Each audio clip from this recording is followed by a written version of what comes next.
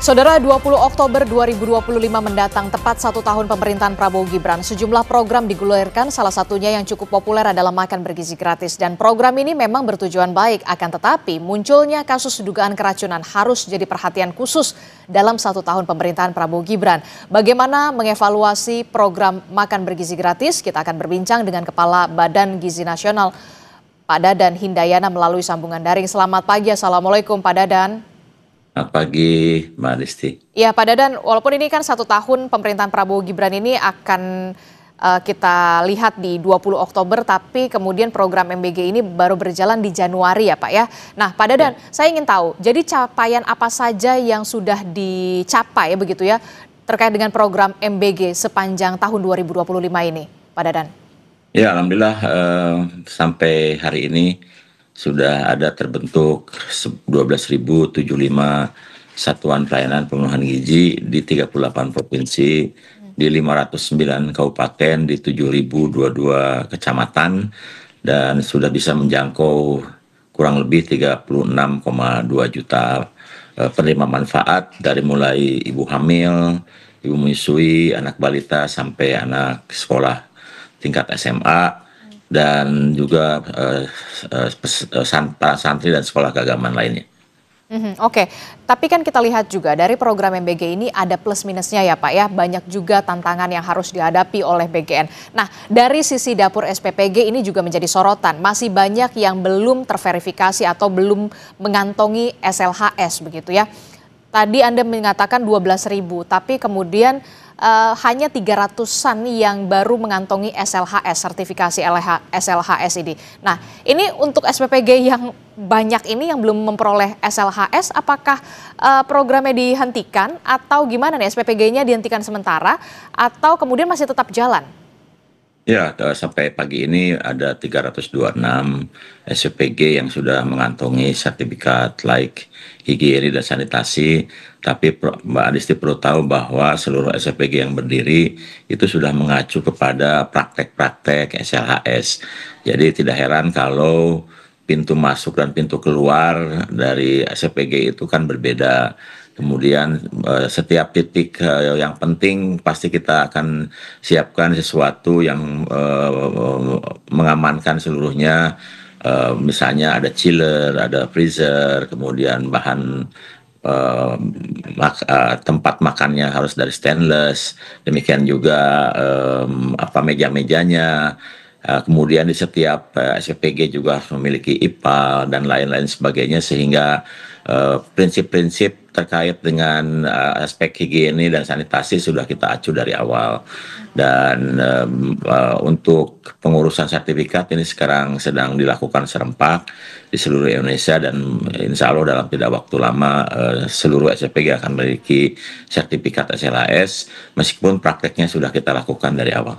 Targetnya berapa lama kemudian lebih dari 12.000 SPPG ini bisa mengantongi sertifikat dari mulai SLHS? Berjalan sampai itu dan mendapatkan 1 bulan, ditargetkan seluruhnya sudah memiliki SLHS. Nah, lalu bagaimana memastikan kemudian SPPG yang belum punya SLHS ini tetap menerapkan hygiene, sanitasinya baik, jangan sampai kemudian ini berdampak terhadap anak-anak yang menerima menu makan bergizi gratis ini, Pak Dadan?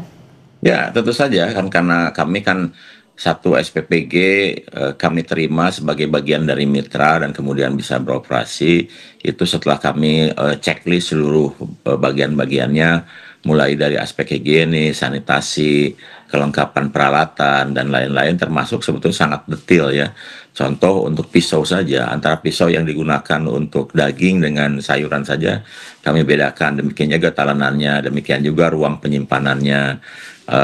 Beberapa kejadian masih terjadi karena beberapa SPPG tidak taat aturan menerapkan SOP yang kami terapkan. Sebagian besar adalah karena masalah teknis. Masalah teknis, oke.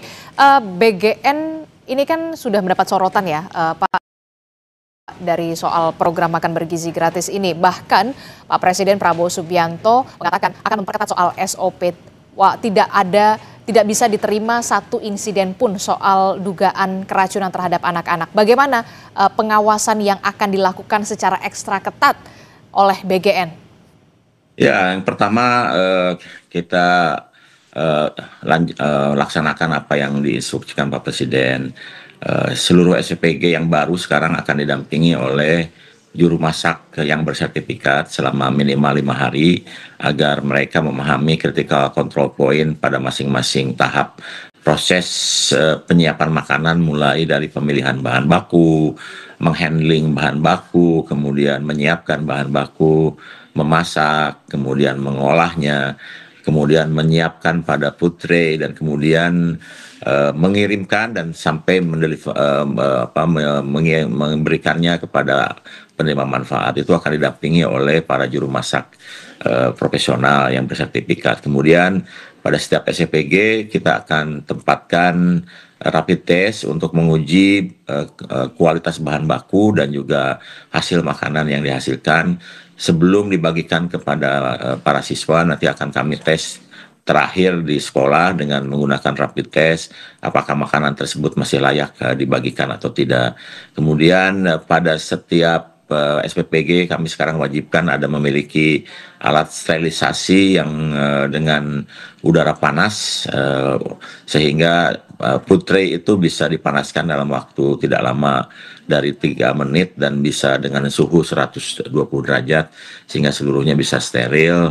Dan dari pengalaman kualitas air di berbagai daerah ini berpengaruh banyak terhadap kasus kejadian, dan oleh sebab itu kami menginstruksikan seluruh SPG agar menggunakan air yang sudah bersertifikat atau air dalam kemasan untuk memasak.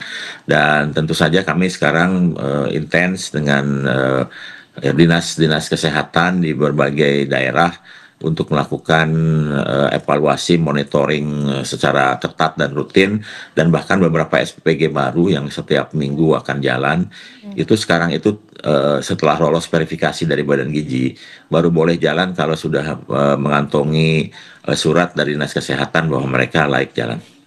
Oke, jika ditemukan lagi ada dugaan kasus keracunan terhadap anak-anak kita begitu ya, Pak Dadan, apa sanksi yang bisa diberikan kepada SPPG yang bisa dikatakan masih ada nih dugaan kasus keracunan dengan Ya, pengawasan yang secara ketat tadi?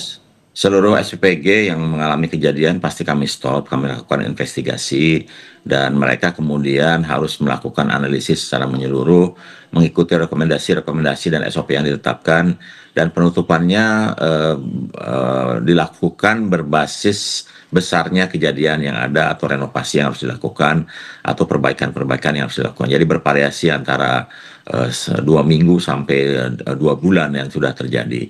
Jadi sekarang itu masih ada kurang lebih 106 yang harus dihentikan, dan dalam waktu singkat nih akan ada 12 yang kami rilis untuk silakan beroperasi kembali setelah mengikuti seluruh proses perbaikan yang dibutuhkan.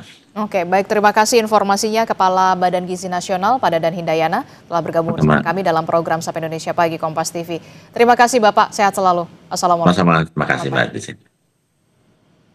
Saudara, era baru pengelolaan perusahaan plat merah dimulai. Presiden Prabowo mengizinkan warga negara asing untuk memimpin badan usaha